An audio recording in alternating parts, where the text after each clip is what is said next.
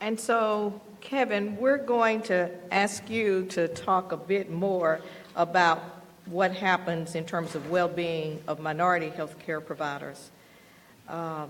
What are the perceived effects of code switching on the well-being of those providers? And how do we create environments that take the unconscious bias as well as the conscious into consideration such that code switching is not a requirement for success? All right. Hi, everybody. Feeling a little bit vulnerable every time I give this talk, despite how many times I've done it. See some people out in the audience that have heard this, and so I'm glad you can hear it again. Bear with me. Can everyone raise their hands just like this? Vulnerable position, right? I'm also making you stretch because we've been sitting down for a while. And then notice if you're one of the last people to put your hands down, you're wondering if you're the last person or not, right? So just touching on loneliness here. So I'm going to flesh this out. I'm going to bring out, I think, the human part of what my colleagues up here have been talking about, okay? So disclaimer, I'm a black man.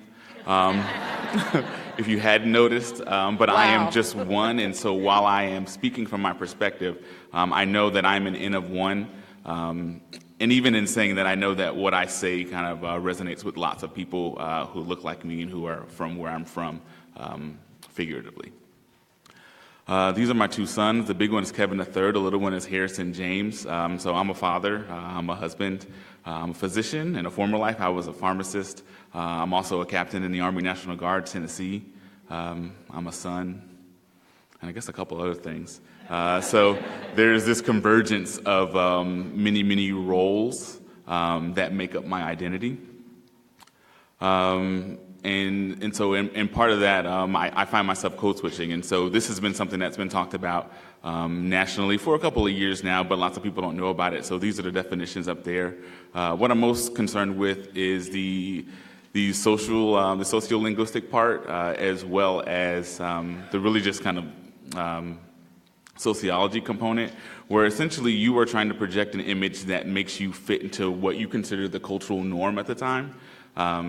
And like I said, I find myself doing that, and I find that others do it a lot. And so what I want to do is talk about why we do that, maybe.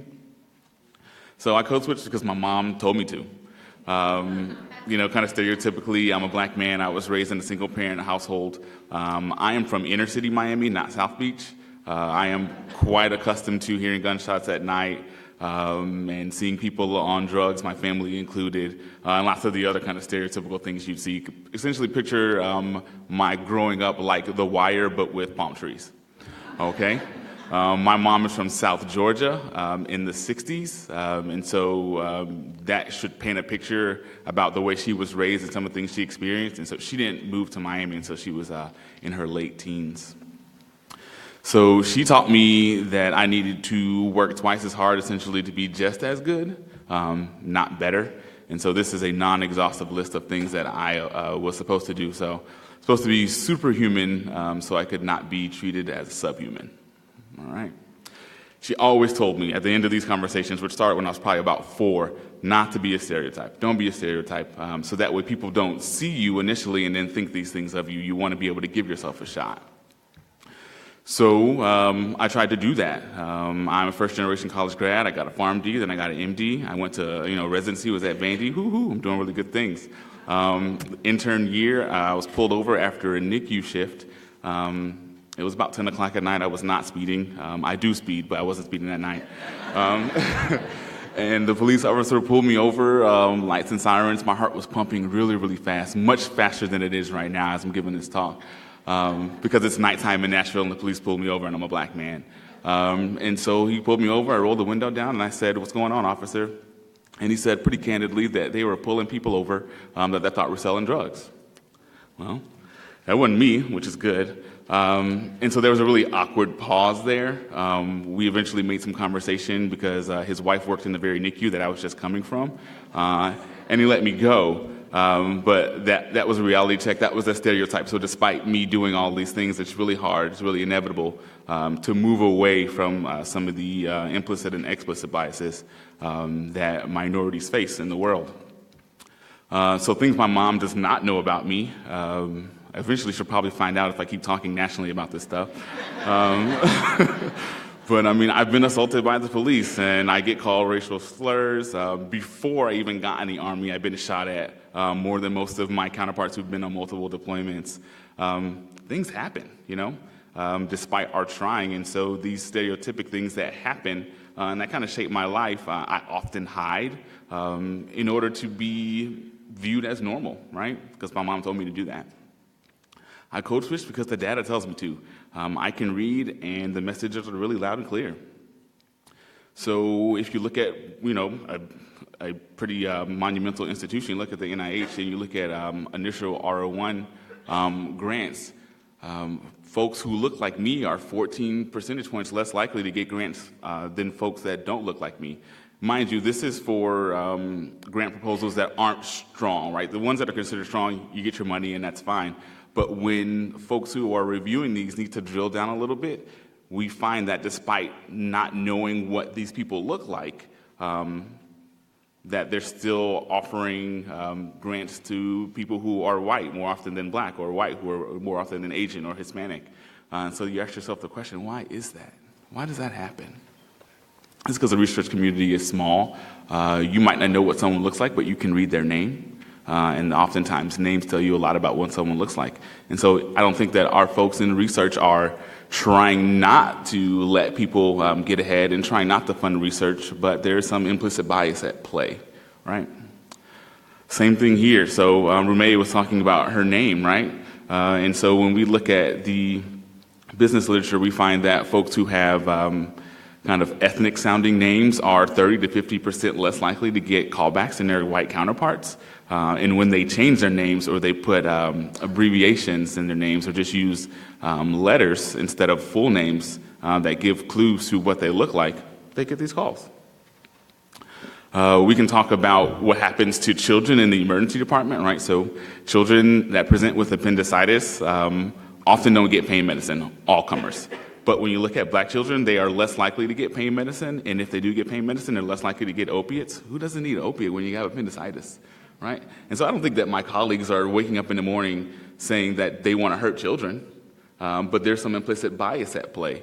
And so when I think about what happens to my patients on the part of my counterparts, I often wonder what they think about me, whether consciously or unconsciously. Here's an example. So I was in the ED as a second year, right, big shot, taking care of a patient. I had called a consultant to the bedside for some assistance. I happened to be checking back on that patient. At the time, I had on scrubs and a stethoscope because I was in the ED. And that particular consultant asked if I was there to transport the patient. There's nothing wrong with transporting patients. That needs to happen. I'm just not the guy that does that. And so the question is, well, why do you assume that automatically when I'm kneeling down assessing a patient with a stethoscope, Things like that happen. So I have lots and lots of stories. I got a colleague who is a critical care physician who changed a vent setting. One of I can't remember who it was. I can't remember if it was her direct attending or another attending had said that where he is from, that people get strung up for less than that, right? So these things happen in the workplace, on one-on-one situations as well as in front of groups, and a lot of people were there, and no one says anything, and so we internalize this, and it has implications. So we try, right? We, as in minorities and folks in stigmatized groups in healthcare, try to conceal, right? So we try and whiten our resume so that way we can get that job interview, but that doesn't last long because then people see you.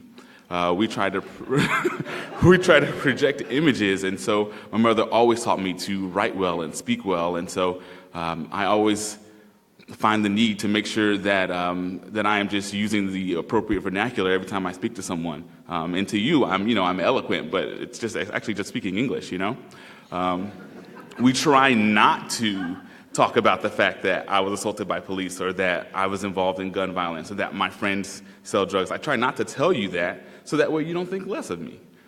These are a number of assimilative techniques, again, non-exhaustive, and we've known about these for years. The consequences are impostor syndrome, which we've touched on. Minorities tend to use informal networks to get by, and then to advance. We isolate. You often feel like everyone has implicit bias. every time you encounter a situation, and sometimes that's not the case, there's this duality that I feel like I face, and then, of course, there's burnout. So it's a gift and a curse. My ability to kind of walk the line and be able to relate to my patients is great. I love it. But it is stressful because I worry about what you all think about me. I worry if the patient thinks that I'm unprofessional because I can relate to them. There's this, patient trust that I know that I have, but then I worry about how comfortable you guys are when you're with me. And I'm kind of tired of it, to be honest with you. So that's me when I was a kid. My mom made me write that, as well as my fourth grade teacher, Miss Conlon. And it just speaks to what we really need to be doing right now. I'm over time by 20 seconds, so I'm going to stop.